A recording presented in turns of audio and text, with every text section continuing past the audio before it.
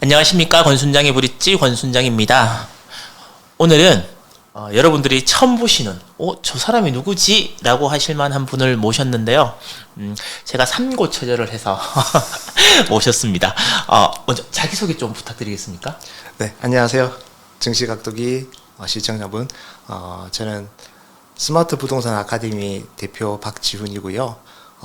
아파트 투자를 전문적으로 강의를 하고 있습니다. 저도 개인적으로 투자는 한 15년 정도 됐고요. 예, 이렇게 만나뵙게 되어서 반갑습니다. 오늘 이런 촬영, 유튜브 출연 자체가 처음이신데 제가 개인적으로 알아서 저도 뭐 이렇게 알면서 이런저런 이야기를 나누다가 저희 채널은 한번 나와주세요라고 한 지가 굉장히 시간이 오래됐는데 계속 아니에요. 저는 그냥 돈 많은 아무도 모르는 편안한 사람으로 살겠습니다. 이러시다가 갑자기는 아니고요. 제가 계속 꼬셨죠. 어떻게 출연을 하시게 되신 계기, 결심을 이렇게 하신 그 이유, 이런 것들이 있으면 말씀 좀 해주시겠습니까? 원래 예정은 올 초에 예정 네. 출연하기로 했는데 네. 개인적인 사정으로 인해 가지고 그게 계속 딜레이가 됐습니다. 지금 시기적으로 이제 7월 초가 되다 보니까 네. 하반기 부동산 전망에 대해서 이야기를 해야 될 것 같고 오늘 그 설문에 보니까 하반기 시장에 대해서 하락세가 좀 우세적으로 네. 나오더라고요. 상승을 예상하시는 분들은 조금 적은 수치고 그래서 균형적인 시각을 좀 드리기 위해서 저는 하락보다는 하반기에 좀 상승을 하지 않겠느냐. 그래서 유튜브 알고리즘이 좀 무섭긴 합니다. 네. 한계를 좀 보면 계속 그쪽으로 몰아가는 느낌이 있지만 반대로 균형적인 시각을 위해서 저희 의견을 한번 내드리고 시청자분들께서도 판단을 잘할 수 있는 그런 시간이 될 수 있도록 많은 정보를 알려드리겠습니다. 네. 그래, 지금 부동산은 지방도 이제는 하락을 멈추고, 네. 수도권과 같이 조금 상승을 할 수 있다라고 말씀을 하셔서 제가 최근 상승론자를 이렇게 유튜브 채널 이렇게 보더라도 지방은 안 된다. 이제 수도권은 상승할 수 있다라는 분들도 계시긴 계시더라고요. 이렇게 주장하신 이유나 근거는 어떤지 좀 알려주십시오. 일단은 이제 통계적 지표를 보면 우리가 이제 KB 지수를 봅니다. 그리고 이제 부동산 원 자료를 보는데 여기서 좀 더 세밀하게 보려고 하면 현장 가격이 좀 중요합니다. 자, 현장 가격이라고 하면 실거래가 같은 경우에는 한 30일 정도 늦죠. 그런데 각 지역마다 공인중개사 분들이 계시는데 이분들의 시장 상황, 다시 말해서 호가가 어떻게 되는지. 과거에는 작년 같은 경우에는 호가를 1억씩 내려도 거래 자체가 안 됐습니다. 네, 예. 자, 이렇게 호가 자체를 내린다는 것은요, 시장 심리가 반영이 돼 있거든요. 그런데 통계 지표는 이게 안 잡힌다는 게 맹점이 있습니다. 그래서 통계와 현장 가격, 호가, 실거래가 이런 거를 종합적으로 다 보면 작년 말부터 올해 초가 바닥이었다라는 것을 확인할 수 있습니다. 그래서 지금 통계적으로 보면요, 올해 4월에 서울 강남 지표가 플러스로 전환이 되었고 서울은 5월부터 플러스로 전환이 됐습니다. 그런데 현장에서는 작년 말 올해 초에 거래량이 발생하면서 바닥을 찍고 현재는 지금 올라온 상황이고 아마 하반기가 되면 2급지 및 3급지가 거래량을 발생을 시키면서 가격이 올라가지 않을까 그런 생각을 가지고 있습니다. 그러면 지방도 마찬가지라고 생각하고 계시는 거죠? 지방도 이제 우열을 가려야 되겠지만 철저히 이제 입지를 보고 그 다음에 지방은 브랜드를 특히 많이 봐야 됩니다. 그래서 서울 수도권 같은 경우에는 덩어리 수요로 묶여져 있기 때문에 결국은 하나의 덩어리로 올라가는데 반면에 지방 같은 경우는 광역시 및 중소도시로 이제 나누어져 있기 때문에 철저히 브랜드 위주 또 입지 위주 이렇게 먼저 반등을 하고 있고요. 마찬가지로 급매물도 올 초에 다 정리가 됐고 가격이 지금 올라가고 있는 상황입니다.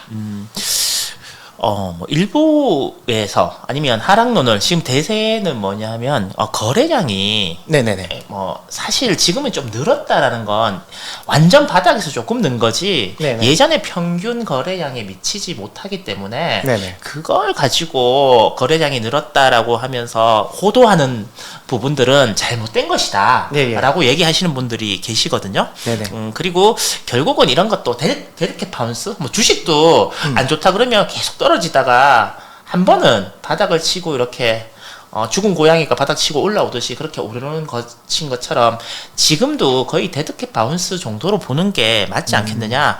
그 이유로서는 아마 가격이 오른다 하더라도 전고점, 네네. 전고점은 돌파하지 못할 것이다. 네. 그리고 몇몇 지역이 돌파했다고 그래서 대세는 아니다. 그런 거 몇 개 가지고 와서 뭐 이제는 풀렸습니다. 이렇게 얘기하는 거에 속지 마라. 이렇게 얘기하시는 분들이 계시거든요. 네네. 여기에 있어서는 어떤 의견을 갖고 계십니까? 사실 이제 거래량이 이제 발생된 건 사실이고 네. 올해 하반기가 됐다고 해서 뭐 전고점을 돌파하고 그러지는 않을 것 같아요. 네. 여러 가지 이제 대외 여건이 안 좋기 때문에 그래서 급등보다는 저는 마이너스도 아니고 약간 플러스적인 강보합을 유지하지 않을까 그런 생각이 듭니다. 그래서 거래량을 한번 체크를 해봐야 될 것 같은데요. 이제 자 이게 거래량이 발생시키는 원인은 그거예요. 원래는 코로나 유동성으로과 이제 임대차 입법으로 인해 가지고 가격이 급등한 건 사실입니다. 그 다음에 이제 작년 22년 중순에 미국의 자이언트 스텝으로 인해 가지고 시장 상황이 7월 달부터 악화가 되었어요. 그리고 금리 공포가 이제 시장을 지배하게 됐는데 금리적 요소가 시장을 지배하다 보니까 매매 가격과 전세 가격이 급락을 했습니다. 네. 자, 그 이후에 정부에서는 이게 좀 뭐랄까요, 시장 상황을 좀 내버려 두면 안 되겠다 싶어가지고 여러 가지 정책을 예고를 했습니다. 특례 보금자리 이론과 그 다음에 15억 이상 고가주택에 대한 대출 완화, 예. 그 다음에 뭐 규제 지역 해제.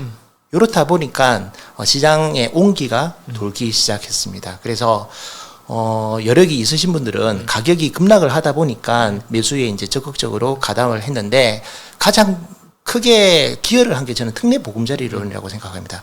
특례를 보면 9억 이하의 거래량과 9억 이상의 거래량 이렇게 특례가 발표되기 전부터 이렇게 꾸준하게 상승을 하고 있었어요. 그 이유는 뭐냐? 자, 특례가 이제 9억 이하는 대출이 5억까지 가능하잖아요. 네. 그래서 특례의 효과를 받은 건 사실이에요. 근데 9억 이상은 특례와 아무런 상관이 없어요. 왜 거래량이 증가됐을까요?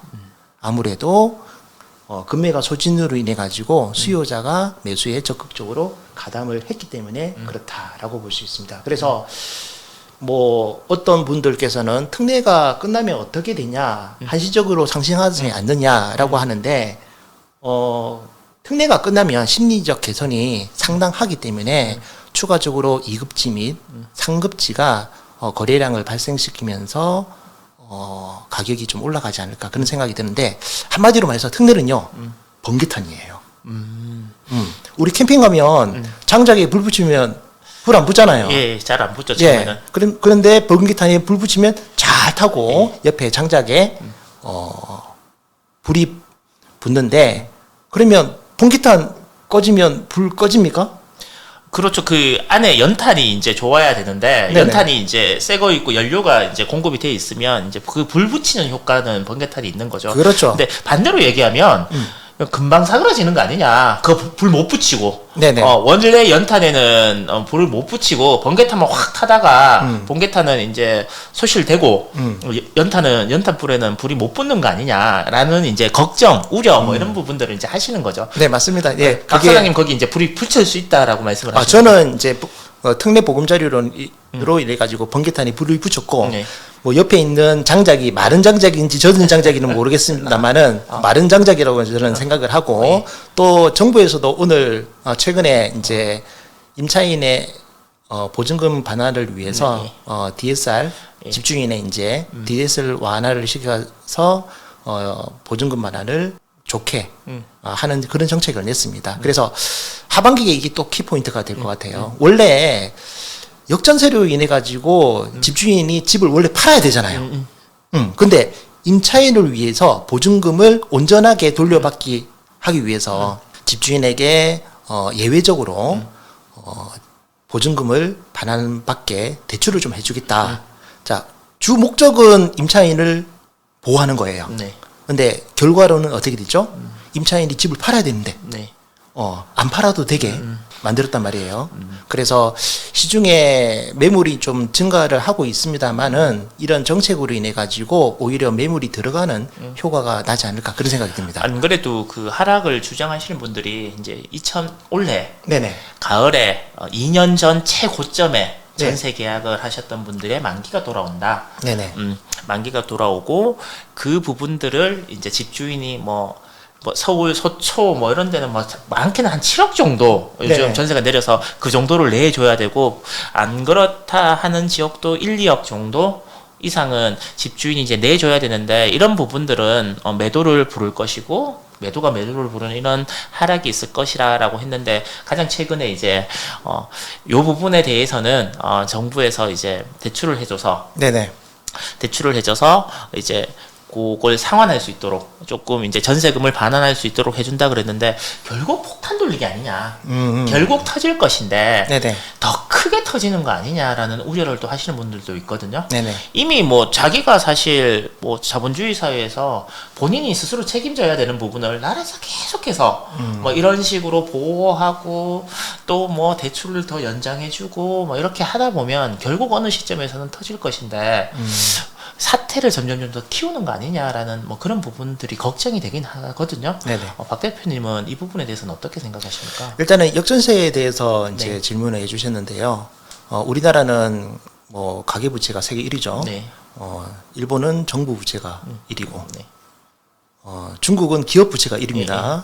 각 나라마다 상황이 틀리는데. 동남아 삼국이 참 대단하긴 대단해요. 네, 뭐 1등을 다 하고 있으니까. 네.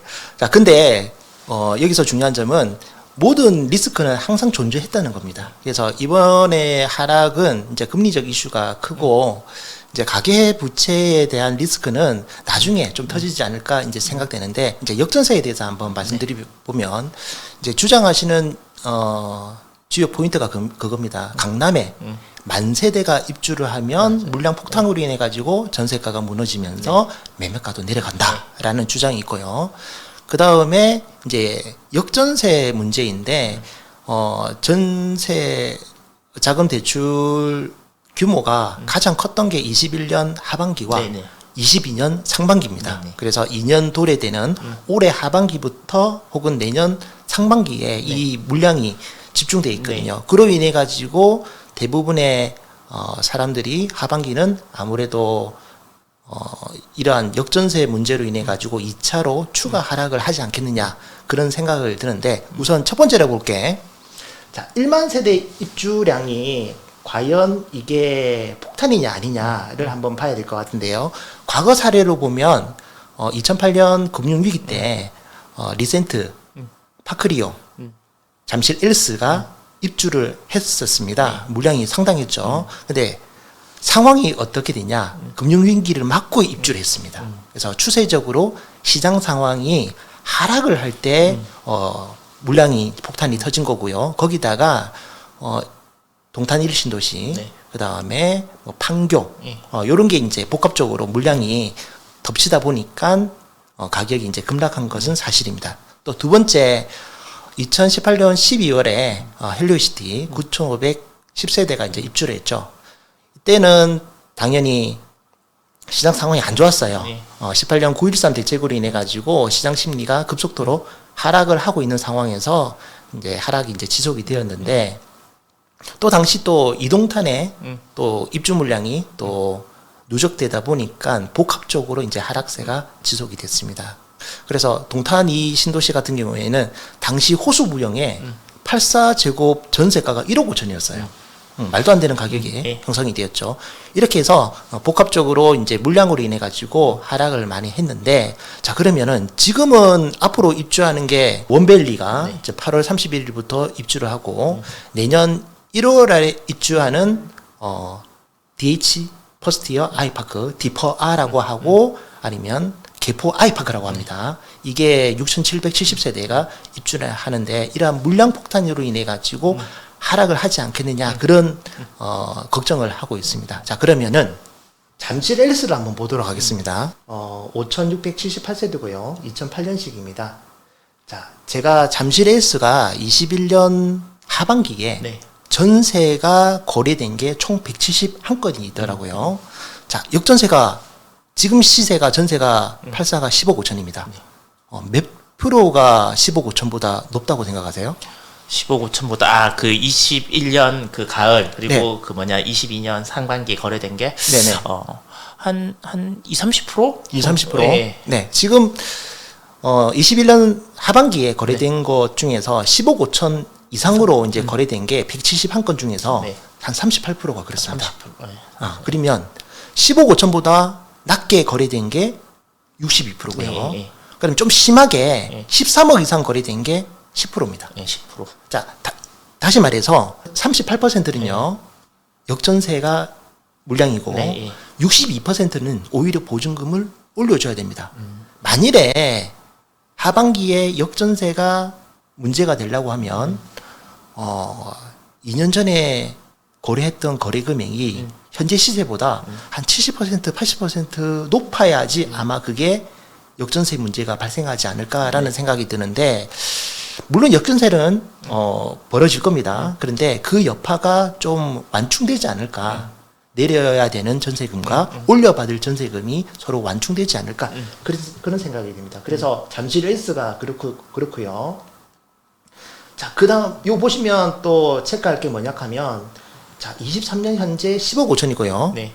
자, 25년 하반기는 어떻게 될까요? 지금 2년 전에는 9억 5천이고 지금은 10억 5천.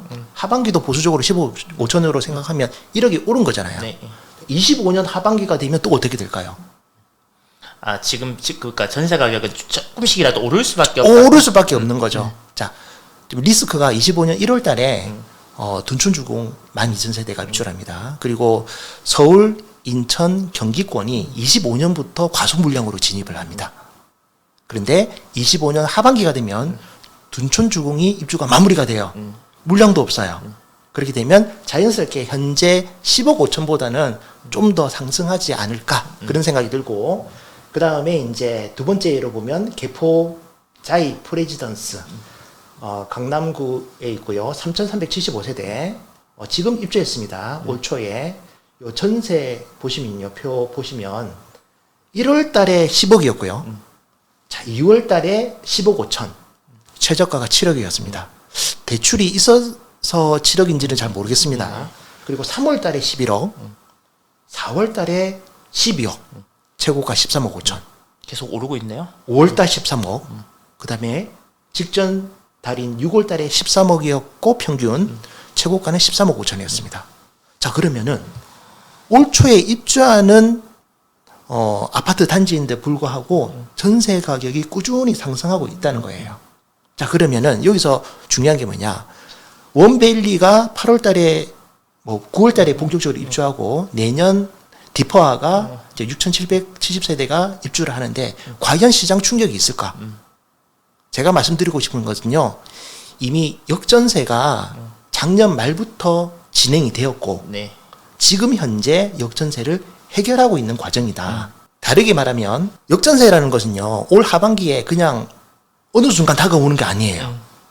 물론 거래 금액이 많기 때문에 그렇게 느낄 수가 있지만 이 역전세라는 게 이미 작년부터 왔고 지금도 해결 중이고 앞으로도 해결할 거다. 그리고 시장 상황이 점점 전세 가격이 올라가고 있는 게 강남 시세를 보여주고 있고 만일에 이 원베일리 물량이나 디퍼아 물량으로 인해 가지고 전세 가격이 역전세가 예상이 된다고 하면 지금 전세 가격이 올라가는 것을요 설명할 수가 없어요. 오히려 올 초에 비해서 전세 가격이 내려가야지 그러한 주장이 좀 설득력이 있지 않겠느냐. 그래서 저도 강남에 전화를 몇 군데 부동산을 네. 걸었지만 분위기가 좀 다르다.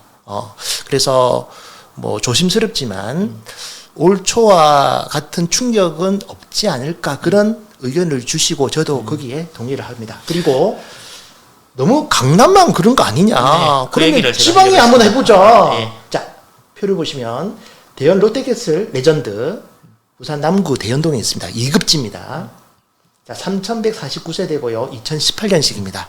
왜 제가 이거를 말씀드리냐면 최근에 대연 DIL이라고 일반 분양을 앞두고 있습니다. 지금 분양 가액이 공고가 됐는데 84제곱이 8억대 초반인데 확장 옵션 더하면 8억 5천이에요.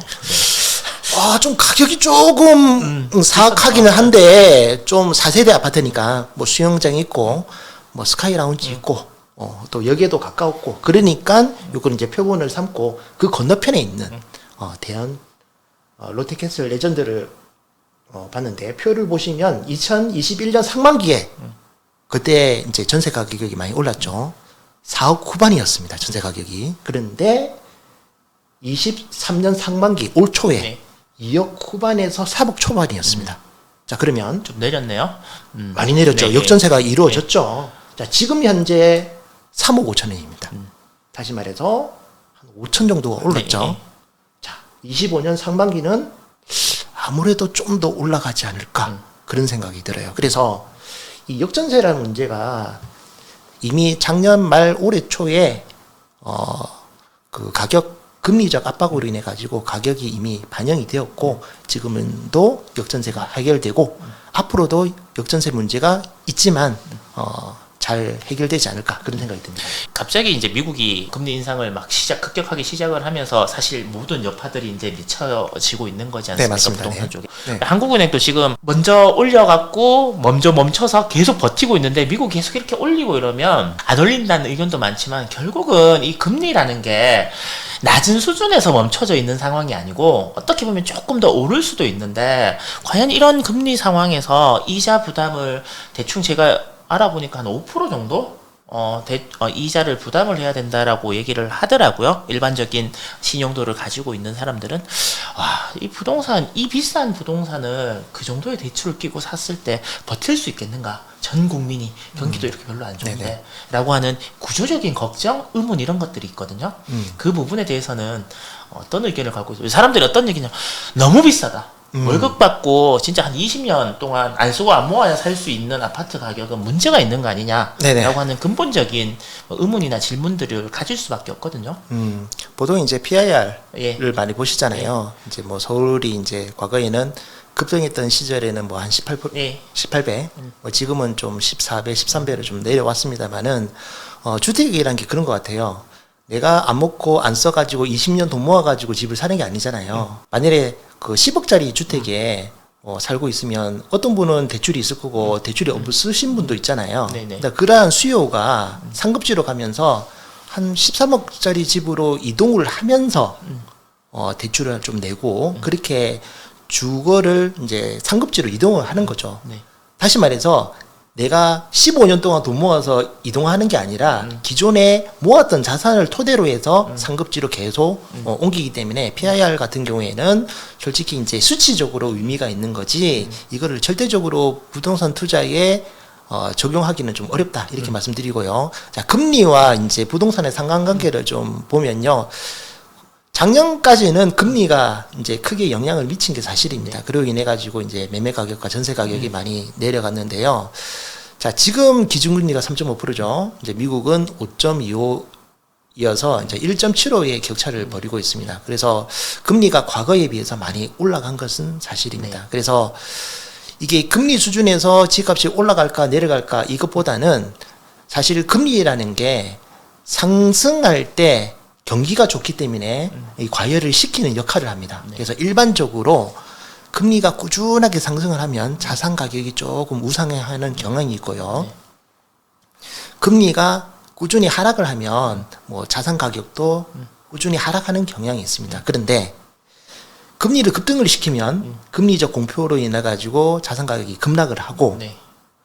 지금 상황에서는 위험하다기보다는 더욱 위험한 시기가 언제냐 하면 금리를 급락을 시키는 상황입니다. 다시 말해서 실물 경제 상황이 아주 안 좋은 시기라는 거죠. 네. 그러면 가장 안정적인 게 언제냐? 바닥에서 멈출 때 모든 주식이나 부동산 투자할 때 환경이 아주 좋은 시기다. 이렇게 말씀드립니다. 드려보도록 하겠습니다. 그래서 부동산에 있어서 이게 금리란 부분이 뭐 중요하게 작용한 부분도 있고 중요하게 작용이 안 되는 부분도 있지만 지금 기준금리가 3.5%잖아요. 네. 그러면 시중금리가 뭐 특례 보금자리로는 4% 초반이고 네. 시중금리는 싸게 하면 3% 후반 아니면 뭐 4%대 초반 이렇게 나와 있는데 비싸다고 생각을 하십니다.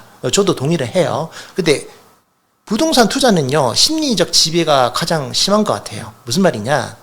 2008년 금융위기 이전에 기준금리가 5.25%였습니다. 그때 고금리예요, 지금 생각하면. 근데 금융위기 오기 전에 투자 활동이 가장 활발하게 되었단 말이에요. 근데 지금 상황에서 기준금리가 3.5%이고 시중금리가 4% 초반이라고 해서 사람들이 금리 너무 높아. 금리적 공포가 너무 강해. 라고 말하시는 분들은 작년에 비해서 많이 줄어든 것 같아요. 다시 말해서 이 금리 상황에 시장 참여자들이 많이 적응하지 않았는가 그런 생각이 듭니다.